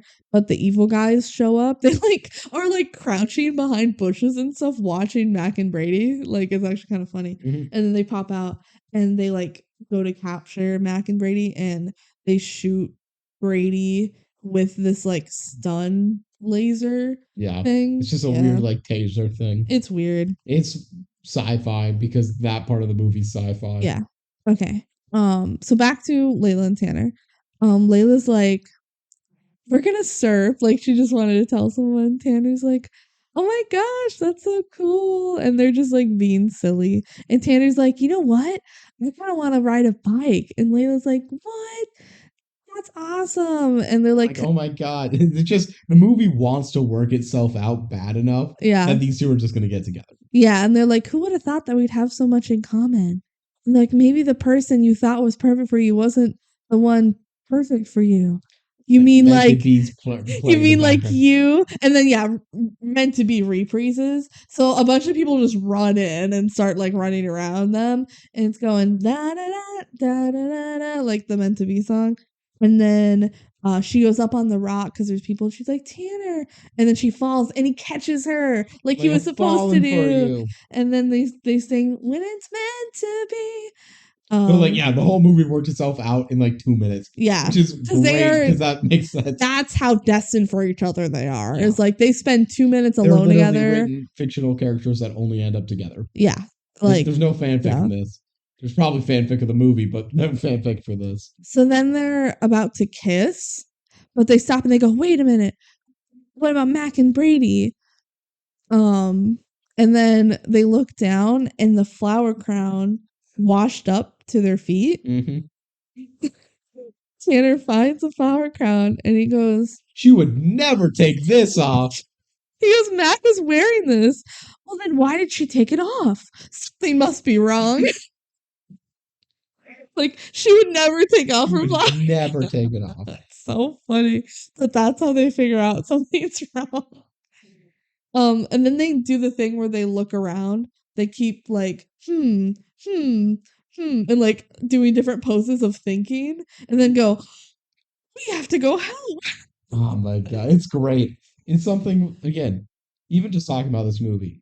This movie, it's not highbrow, it's not gonna really make you think or anything, but you're gonna have a smile on your face if you let it happen. You always say every time you watch, you just have a big smile on your face, like the whole there's time. not other movies that I talk about that are really like that. Yeah. This is not my favorite movie of all time or anything. But if I was having a bad day, I could throw this on and know that it's gonna get me at some point. Mm-hmm. And that's worth something in this world. Yeah. And that's like moments like this where it's just like, this is silly and I like it. Yeah. Okay. Not all art has to be highbrow. Back to the villains. They have Mac and Brady tied up, and they tell them all about the evil plan. They monologue at them. And Mac goes, well, there's a flaw to your plan. And they're like, what? And she's like, I don't know. Isn't there always a flaw? Yeah. And then the villains leave to go do evil things. Yeah, they leave them like alive and both with only one arm tied. But somehow no, they're both tied. They're like tied to the bars behind them. Yes, but they are able to hold hands at one Yeah, point. it's because they're tied next to each other's hands. Yeah.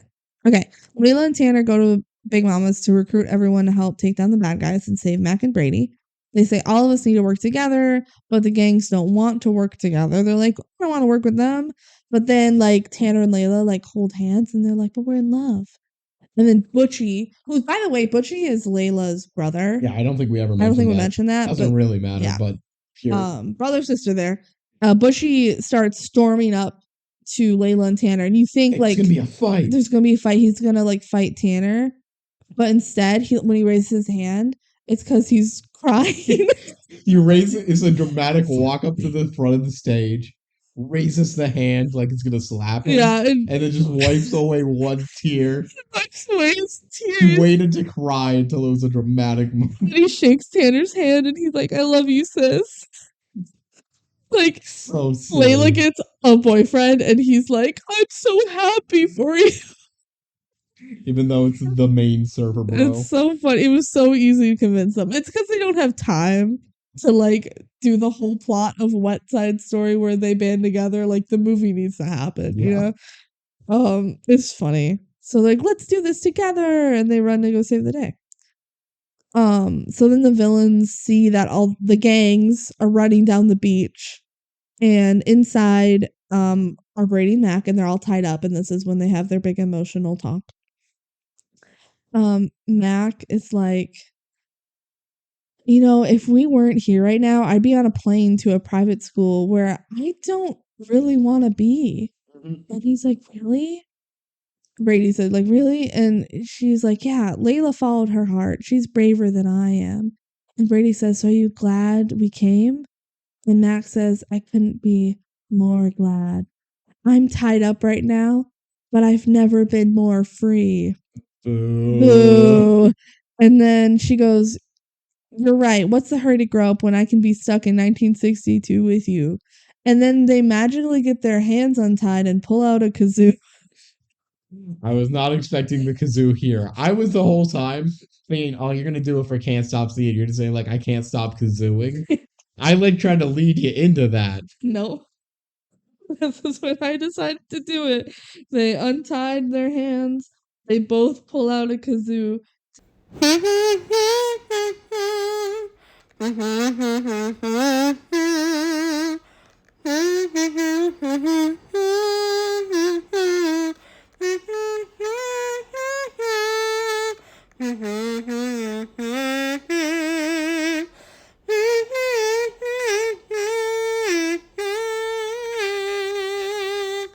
And it's slow and dramatic.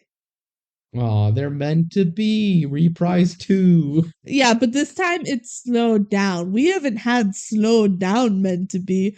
Wait until Teen Beach 2. Oh boy, do they love singing meant to be, but slow down. So this is the part where they hold hands, even though their hands are tied up. Also, they're playing a kazoo. They're playing kazoos and holding hands, and they're in love. Mm-hmm. Okay, so then the villain works on the machine some more. Brady and Mac are like, do you really gotta do this? This is the Kevin Chamberlain character, by the way. And they're like, yeah, you're actually just a villain in a movie. This is a movie, it's fake. And then he breaks the fourth wall. Yeah, he just stares directly at the camera. It's great. Yeah, and he's having like an existential crisis. And then the other villain runs in and he's still looking at the camera. He fully figured out he's in a movie. Yeah. And he's like, hey, what are you doing? And he's like, oh, nothing. And then he goes to turn on the machine. And electric rays shoot out, and the two gangs on the beach see the electric rays, and they're like, there it is, the lighthouse. And Butchie, for some reason, is afraid of lighthouses. He's like, for some people, it's snakes. For me, it's lighthouses. Yeah. Lighthouses are scary. So then they're like, let's all run. And then he tries to not go, but what's the girl's name? No, not Seacat, it's the girl. Giggles, yeah. Giggles stops him. Yeah. And then they go and fight the lighthouse. And I don't mean fight the scientists at the lighthouse. No, they chase the scientists around too. But they fight the lighthouse. They're like punching the lighthouse. Yeah, they're like taking apart the machine, and then they're like, this is just like a motorcycle motor. And then Layla's like, this is just like surfing. I can do it. And she takes a hairpin and like takes it apart. And then Tanner catches her again, just like before. And Brady and Mac are like, oh my god, look, they're together. They didn't even need our help. They didn't. And they run out before the machine explodes, and but they leave the villains tied up to like die in the explosion. Away. Yeah, they don't die. They like explode up in the air and they end up in the middle of the ocean. So yeah. So they're like running back to Big Mama's, and they're like, yay, the movie's back on track. That means we can leave. Oh my god, no. And it's like sad because now they don't want to leave. The gang runs up and they're like, yay, we did it. And Layla says, yeah, girls can do anything boys can do. Oh my god. The feminism lesson. Brady says it's time for us to go home. And Layla says, what? No, you should stay. It's always like this. It's always perfect here. And Max says, but it's perfect. She isn't like me. She isn't perfect. She's not perfect. Max says, it's perfect back where we're going too. I'll make sure of it. Aw, and then no. And they're like, thank you, Mac and Brady, for saving the day. And then Layla gives Mac her necklace and they say friendship forever. Aww. And then Mac hugs Tanner goodbye also. Because remember, Mac has emotional like growth with both these characters, and Brady doesn't hug anyone. He's just like, bye. He's like, I'm gonna watch you guys again. Yeah, I'll watch you guys every day. Like Mac, it's crazy to me that she like made an emotional connection with all these characters and Brady just didn't. Anyway, they take their magic surfboard just out in the water, which okay, I thought this was silly that they're like, we gotta go home. And everyone in the movie's like, yep, bye, makes sense. Here's your magic surfboard. Go surf out into the middle of the logic ocean. in this movie doesn't make sense anyways, and I think it makes complete sense that no one. Can you imagine though? You have friends that are like, we gotta go, and they just go home. Bye. We're going to the ocean. Middle of the ocean. I would think they were like mermaids for real. They might be. Okay, so then this big storm starts and they're out in the water, the big waves are crashing in, and whoa, crazy. The waves crash, and then it's the same thing that happened before, like the surfboard pops up from under the water, and then Brady and Mac pop up. And they're like, look, our hair's wet. We're back in the real world. Like an emotional like relief of being wet. And then they look over to the shore and they see like the grandpa and they're like, look, no time has passed. Like we did it. We're here. And then Brady tells Mac to go surf that big wave. I promise I won't save you this time. Which don't forget, this is right after the storm where like everyone was wiping out. So maybe they should wait for it to get better. Mac's like, if I did need saving, I would want it to be you.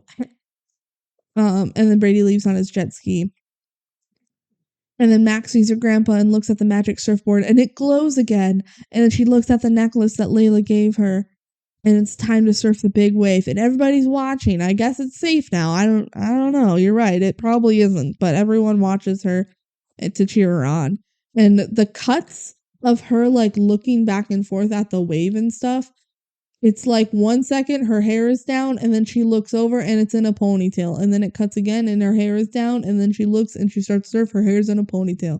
It's so bad. It's funny because the movie tells us to pay attention for things like this in the fake movie port. This is supposed to be the real life where it makes sense. Yep. And her hair's like ponytail, not ponytail. And also it's so clear some of the surfing shots, like that's not that's fine. But that makes sense. Yeah. And then she surfs the wave and woo, everyone cheers for her. And she hugs Brady. Honestly, the real world parts are the worst part of the movie. They could have totally cut that out and we could have gotten more Wet Side Story and I would have been happy. Yeah, but the movie runs long enough. Yeah. And she hugs Brady. And then Grandpa comes up and she's like, and he's like, Mac, you were outstanding. And then Antoinette comes up to yell at Mac. And she's like, we're late for everything. You're going to not graduate college now because you didn't go on this plane. And Mac is like, Aunt Antoinette, I love you, but you've been wrong. Bum, bum, bum. My mom wouldn't want me to be successful like you. I mean, like, you're happy what you're doing, and that's great. But she'd want me to do what I love. And that's being here. I want to stay here and be with Brady and surf. And I don't like know what I'm going to do with my future, but I don't have to know right now what I'm doing later. But I know I'm going to make my own choices. And Antoinette is like, fine, have it your way. You're headstrong like your grandfather. And Mac's like, that's a good compliment. And then they all hug. Yeah, and then Brady says, you know what we should do now? And Max says, surf at the same time. Brady says, sing! And then we get an awkward music. Yeah, final musical number. They're in the real world. And there's no more cuts back to the fake world. No, we don't see them again until the after credits scene. So it's just Brady and Mac. And then they have a big crowd of random people behind them. There's not characters here. Just also dancing. And this is Surf's Up. Surf's It's the most forgettable of the actual numbers. Hang 5, keep it alive, and then drop down, no. Like, it's fine. It's fine. But it's so lame. Honestly, for this movie that was like so good. Every musical number was like so fun. And this one does nothing. It is arguably a dance party ending, which is like an actual way to end a film. Like, I'm not going to judge that more than the fact that, like, it's a musical. You can have an ending number even if it doesn't make sense. Like, that's fine. And it's like the end of the movie. I don't really care about that. It's just the number itself does nothing for me. It's just weird because they've established that like random musical numbers are weird. Yeah. But they're having one in the real world. Like, they don't explain it, which is fine. It's the end of the movie. But what I think really kind of ruins it is that, like, you don't have any of your other characters that have been in this movie. Layla, Tanner, all the other surfers, all the other bikers. They're not here. And it makes sense because they're in their own movie. Yeah. But because of that, you just have Mac and Brady, who weren't in the majority of numbers. Like, they were in the numbers, but they're like, not the focus. It's those two just standing in front of a giant crowd instead of like. And it's a crowd of nobodies. Yeah. Instead of like evenly spaced characters. Like, think about High School Musical 2, how that ended, and you have all your main characters. There's like 6 of them at least. Mm-hmm. Honestly, a little more than 6 of like recognizable faces. Even High School Musical 1, it's like you have them all in front, evenly spaced out, filling up the whole screen with more dancers in the back filling. This doesn't work as an end number, is what we're saying. Yeah, because it's just those two awkwardly standing, like dancing in front of a giant crowd of people. It just doesn't look good, in my opinion. I also feel like since they got rid of the extra bright 60s like filter that they had, just the whole thing looks darker. Yeah. It's like cloudy, and it just makes it less fun. Yeah. The whole movie's really good about using color, but then in the real world where it's drab, it just makes the whole number less fun. If they did Teen Beach 2's opening number, we're going to briefly talk about it. We'll talk about it more. This is what they should have done. So in Teen Beach 2, Mac and Brady have Wet Side Story projecting onto a screen, and they do a dance number of Brady and Mac dancing in front of the screen while all the characters in the movie are dancing, like in the movie. And that's such a clever way of doing it's so fun. It's like the one part of Teen Beach 2 I like. They should have done that to end. If they did that, it would have been a much better ending. But regardless, they didn't. We got to live with that. It just feels so weird to not include all the other characters in your final number. Yeah. Honestly, they could have just shown up and it could have been like a credit roll, take your bow type thing. Or like cut back and forth between the real world and the movie. There are a lot of good ways to fix this. They didn't do any of it. We have to move on at some point. Yeah. And then Mac goes, I'm Mac in it to be like, oh my gosh, she gets it now. Yeah, it's not really. Yeah. The end. And then the credits start rolling and there's bloopers in the credits, which they don't do it that often anymore. It's so fun that they did it for this one. I always like when you do bloopers. I love bloopers. Like High School Musical 2 had bloopers. A lot of DCOMs do, but not a lot. Not a lot. But like probably somewhere between 10 and 30. I think that's too many. I feel like it'd be less than 10. I'm taking the under. We have seen movies do bloopers. What other DCOM? I think Girl vs. Monster did. No, not Girl vs. Monster. No. I think it did. No, it didn't. We don't have a good list ahead of us. We're not going to be able to fact check anything without going through every DCOM and scrolling ahead of the credits, and we're not doing that. Well, the bloopers are fun, and then after the credits, there's an after credit scene. Okay, you ready for this? Mm-hmm. Layla, Tanner, and then like Butchie, C-Cat, whatever. Some of the people from the gangs show up in the real world. They're walking out of the ocean and their hair is wet. And they're all freaking out because they're wet. Yeah. And they're like, whoa, where are we? And then a guy shows up with a phone. He's like, do you guys want to use my phone? And he shows them a picture of Justin Bieber. I don't know why that happened. Is that his phone background?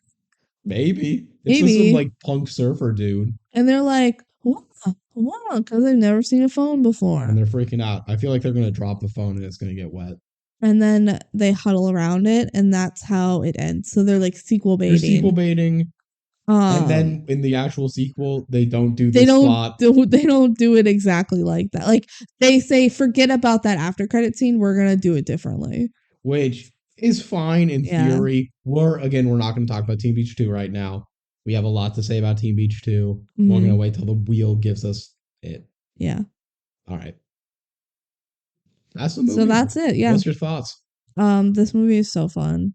Yeah. Like the real world stuff is whatever, but it's such a small part of the movie that you can look past it easily. Like the core of the movie is when they're inside Wet Side Story, and it is so much fun. I love musicals. Yeah. They Musicals ham are up great. the cheesiness, they lean into it so that everyone's a part of the joke. And the musical numbers, the choreography, so much fun. Like, I think it's just a blast. I fully agree. I'm just gonna spoil the lead on this.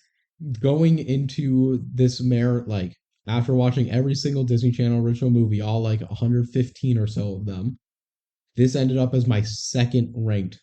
Yeah, this is your second favorite DCOM. And I think that holds. This is probably like my fourth time watching the film. Because I've seen it a couple times since we first watched the marathon. It was one of the earlier ones we watched. It was pretty early. It was like 20th or so. Yeah. Because we wanted to watch all like the big names and stuff. Yeah. You know? And it was good. What can I say about it other than like it just I keep going back to the line. It gets a smile on my face for an hour straight. There is not much media that happens for. Other pieces of media I'll be more invested in. Other pieces of media I will think more about deeply. But very few things, other than like some of my favorite video games or something, will make me happy for that long of a time without a break. Yeah. And that is worth a lot to me. But it's not number one. Nope, there's another one that's number one. There's another one that's number one. So final Jank House ranking was 8. So it made it top 10. Very high praise. Benji said his is number 2. My personal ranking, I have it at 5. Which is still incredible. High. Everywhere it's top 10. And for us, it's top 5. Like, very, very high praise for Teen Beach movie. We're not going to hate on anything here. No. Because there are good competition up here. We haven't gotten to a lot of the crazy good stuff. We just did Can of Worms, which is great in its own way. Yeah. Just in how absurd it is. Yeah. This is, to me, the best DCOM that's good. Yes. Yeah. I think that's where I'll put it there. One of the few DCOMs that I will unambiguously recommend to people and just say, I really like this movie. It stands on its own. I'm happy I saw it. I never would have saw it if it wasn't for the original marathon. I did watch this before the marathon. I just like one of my cousins randomly, because I was kind of past DCOM. So this came out in 2013. I was 14, not really watching Disney Channel anymore. But I have a cousin who's like a few years younger than me, and she's like, "Oh, that movie was good." And I think the sequel might have been coming out soon or something. And so I'm like, I don't know, I'll watch it. And I watched it, I liked it. And then we watched it as a house, and I was like, yeah, this freaking slaps. Like, it really does. It works well with the crowd, too, where you can all just giggle at the same lines, the same stupidity. Yeah. You gotta just accept that it's not a serious movie. If you're a fan of musicals, I promise you'll like it. Yeah. It does everything well. It's we can keep lauding his praises, but at some point we should get to the wheel. Yeah. So, if you have thoughts on Teen Beach Movie or any other DCOM, email us at dcomduo@gmail.com. If you have thoughts about anything that's not DCOM related, email us at thedcomduo@gmail.com. Yeah. Okay. You ready to spin the wheel? Well, we got to make our predictions. First of all, follow the TikTok. We've been doing TikToks on there. It's the DCOM Duo on TikTok. For sure. What do you think it's going to be? I'm really going to predict Descendants right now. No way. Yeah, we're getting some of the big boys out here. No way. I'm going to predict Cloud 9. Let's go winter now that we've done summer and it actually is winter right now. All right. Roll it. Oh my goodness. Oh my gracious. It is Wendy Wu, Homecoming Warrior. Wendy Wu, Homecoming Warrior. Heck yeah. Brenda's song, it is your time to shine. I mean, when isn't it Brenda's song's time to shine? She's in the most DCOMs. But this is solo, like she's the star. Yeah. In this one. And that, you can't say that about the other ones. All right. This is Brenda's song, being a badass bitch. But also just being kind of rude. She fights kung fu though. It is cool. But also is like mean. I wouldn't vote for her for homecoming queen. What the heck? I would vote for someone nicer. She has to go save the world anyway. She ain't got time to be homecoming queen. Yeah, so let's just let her do that. Homecoming warrior. All right. So if you want to see that, watch the movie, and then we'll be doing a podcast on it in 2 weeks from Christmas. Tune in 2 weeks. Bye-bye. Happy holidays, everyone. Merry New Year. Goodbye. Bye.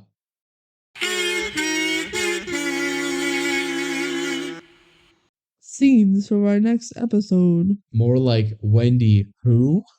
Mooncakes. I'm pretty sure they ate mooncakes. You want to lick my fingers? Yeah, lick your Dorito fingers. Yeah. I'm gonna fight my teachers. Yeah. Kung fu, Soccer. But also rich girl energy. Why are there so many homecoming battles in DCOMs? It's so especially easy in this to do. specific area. It's so easy. It's so dumb though. I don't like that plot. Yeah, it's pretty dumb. More like Wendy Boo.